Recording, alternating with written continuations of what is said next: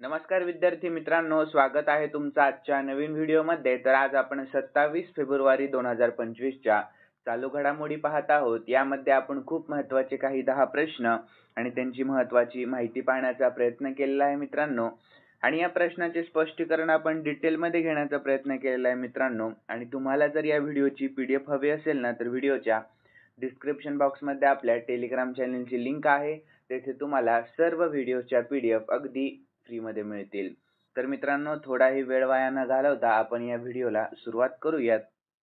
तर या अगोदर आपण कालच्या चालू घडामोडी पाहून घेऊयात। तर कालचा पहिला प्रश्न होता, 24 फेब्रुवारी रोजी PM मोदींनी PM किसान सन्मान निधीचा 19वा हप्ता कोणत्या राज्यातून जारी केला? तर बिहार या राज्यामधून।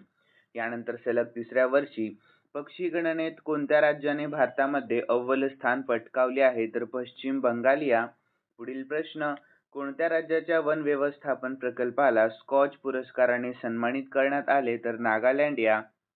यानंतर पुढील प्रश्न होता, महिला प्रीमियर लीग म्हणजेच WPL 2025 मधील सर्वात तरुण पदार्पण करणारी खेळाडू कोण बनली आहे? तर जी कमलिनी बनली आहे। पुढील प्रश्न, फॉर्ब्स 2025 च्या यादीमध्ये जगातील टॉप 10 श्रीमंत महिलांमध्ये कोण अव्वल स्थानी आहे? तर ॲलिस लुईस वॉल्टन ह्या अव्वल स्थानी आहेत। पुढील प्रश्न आहे, भारतातील पहिले ऑफशोर विमानतळ कोणत्या शहराजवळ मानवनिर्मित बेटावर बांधले जाईल? तर मुंबई महाराष्ट्र या ठिकाणी। पुढील प्रश्न आहे, कोणत्या देशातील संशोधकांनी HKU5 CoV2 नावाचा नवीन बॅट कोरोना व्हायरस ओळखला आहे? तर चीन या। यानंतर मित्रांनो, पुढील प्रश्न, 51वा खजुराहो डान्स फेस्टिवल कोठे आयोजित करण्यात आला? तर मध्य प्रदेशमध्ये आयोजित करण्यात आलेला आहे। यानंतर भारतातील पहिला vertical bifacial solar plant कोठे स्थापित करण्यात आला? तर दिल्लीमध्ये स्थापित करण्यात आलेला आहे।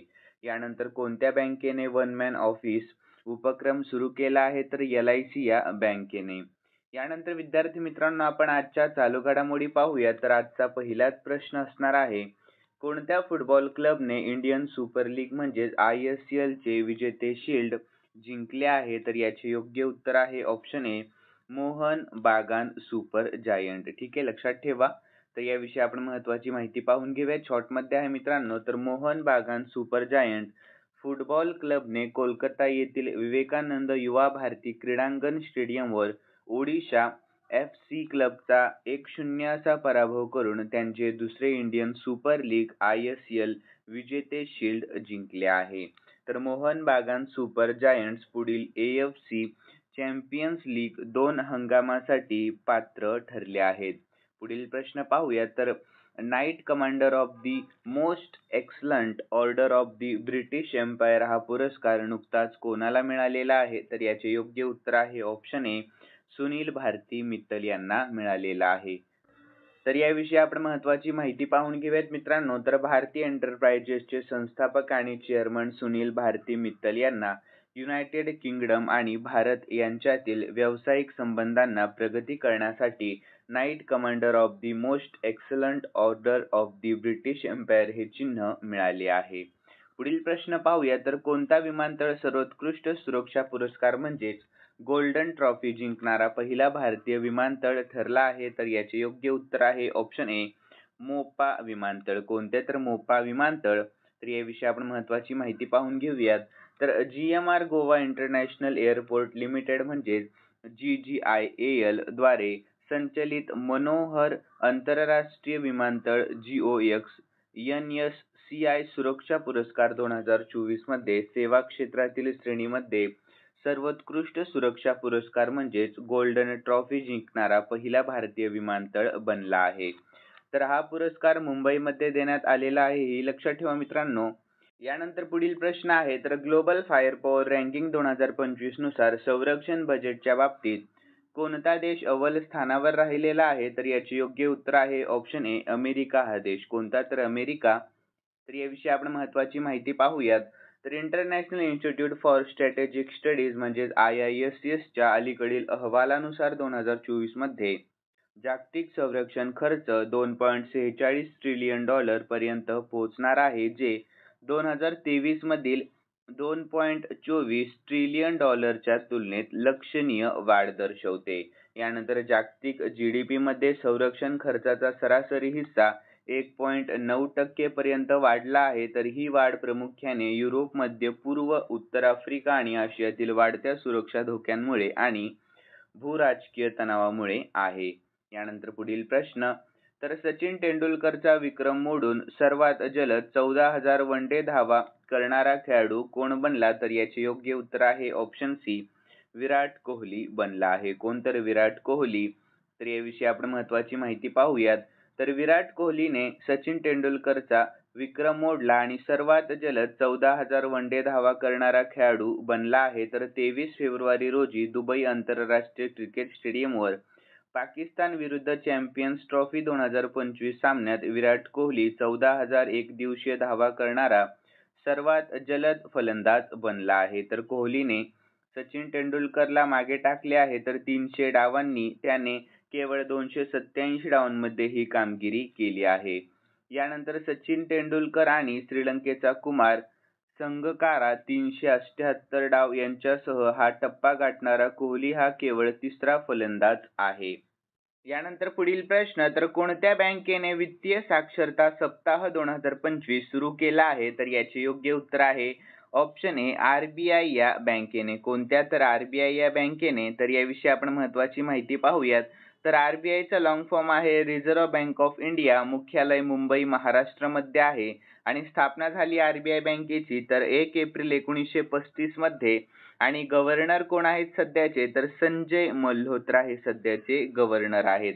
आणि आपण महत्त्वाच्या चालू घडामोडी पाहून घेऊयात. तर आरबीआयने RBI data mobile application launch केले आहे. तर रिझर्व्ह बँकेने फेब्रुवारी 2025 मध्ये आर्थिक साक्षरता सप्ताह 2025 सुरू केला आहे. तर ही मोहीम 24 ते 28 फेब्रुवारी 2025 या कालावधीमध्ये चालणार आहे. तर विषय काय? तर आर्थिक साक्षरता, महिला समृद्धी. तर या वर्षीची थीम महिलांना आर्थिक आणि सामाजिक दृष्ट्या सक्षम करण्यावर भर देणे अशी आहे. ठीक आहे, लक्षात ठेवा मित्रांनो. यानंतर पुढील प्रश्न, तर 2025च्या गिधाड गणनेच्या पहिल्या टप्प्यानुसार कोणत्या राज्य किंवा केंद्रशासित प्रदेशामध्ये गिधाडांची सर्वाधिक संख्या दिसली आहे? तर याचे योग्य उत्तर आहे ऑप्शन बी, मध्य प्रदेश या. कोणत्या? तर मध्य प्रदेश. तर याविषयी आपण महत्त्वाची माहिती पाहूयात. तर 2025च्या गिधाड गणनेच्या पहिल्या टप्प्याच्या समाप्तीनंतर मध्य प्रदेशमध्ये देशात सर्वाधिक गिधाडांची नोंद झाली आहे. तर राज्याच्या वन विभागाच्या आकडेवारीनुसार राज्यामध्ये गिधाडांची एकूण संख्या 12,981 अशी आहे. तर गेल्या गणनेत राज्यात 10,845 गिधाडे होती, हे लक्षात ठेवा.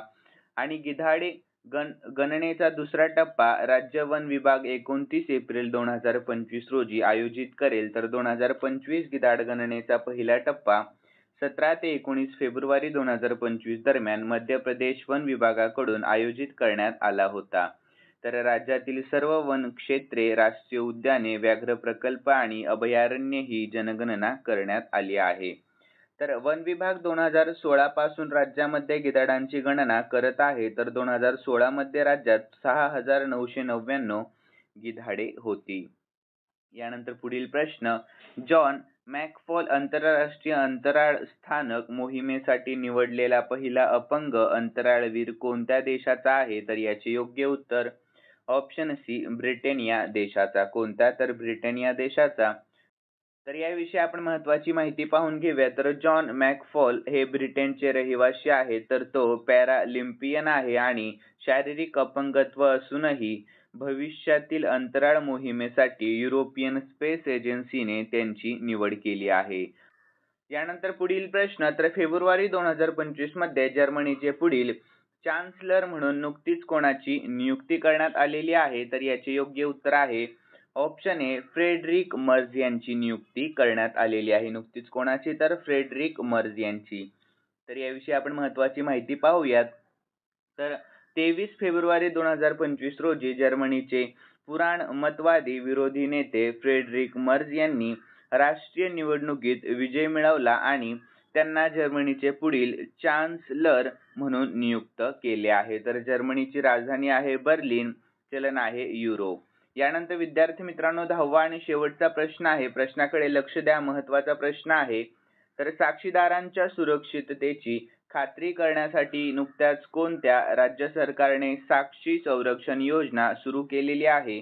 तर याचे योग्य उत्तर आहे ऑप्शन ए हरियाणा या राज्याने. कोणत्या? तर हरियाणा.